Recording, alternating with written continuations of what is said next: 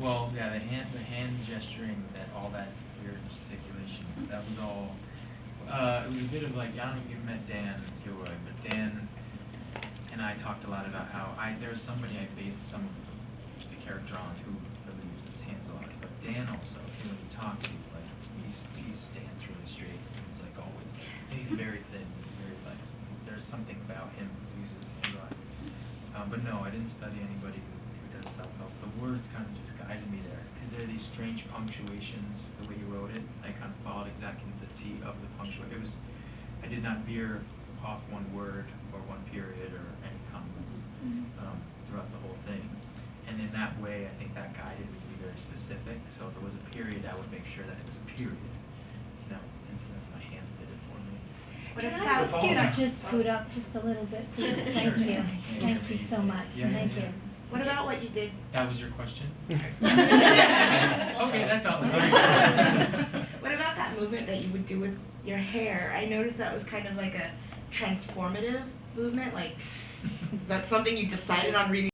Place from this movie, and I said to Dan, wouldn't it be great if I was talking to Rick in the car while I'm giving him speeches, and as I'm talking, as we all do who lived in LA or driven a car in LA, so drive with my knee while I'm like putting my hair up, kind of thing. Yeah, exactly. And there was just something about it. I feel like he was a ninja. Like he thought he was a ninja. He was like, before he did anything, he stole that bike. He's a fucking ninja, and he went in and he was like, it was just like, let's go. Do you know what I mean? And that just came out. Dan loved it. He was like, yeah, I love that idea.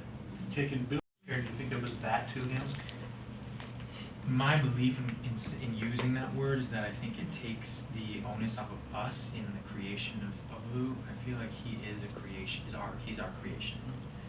That without our need for information, without our sort of desperation for information of all sorts, where in a world where unimportant information is now important, and important information is now unimportant, and it all exists on the same plane.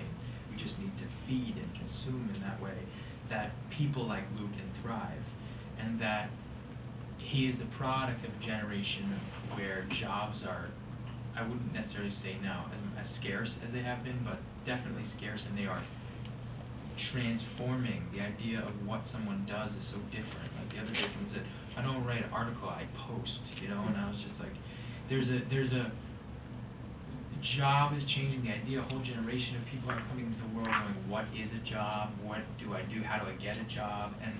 And Lou is a product of that. And the choices he makes, he's kind of a walking metaphor. That's how I look at him.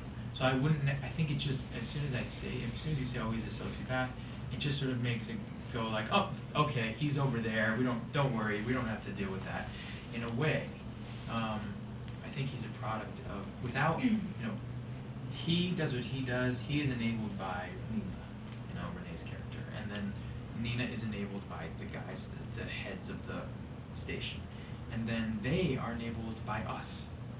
So there's a world in which we maybe could live, ideally, where someone like Lou wouldn't end up being the head of a huge major network. But I feel like in the world we live in now, he probably would. Don't forget to visit us online on galatv.com. Click like on YouTube page.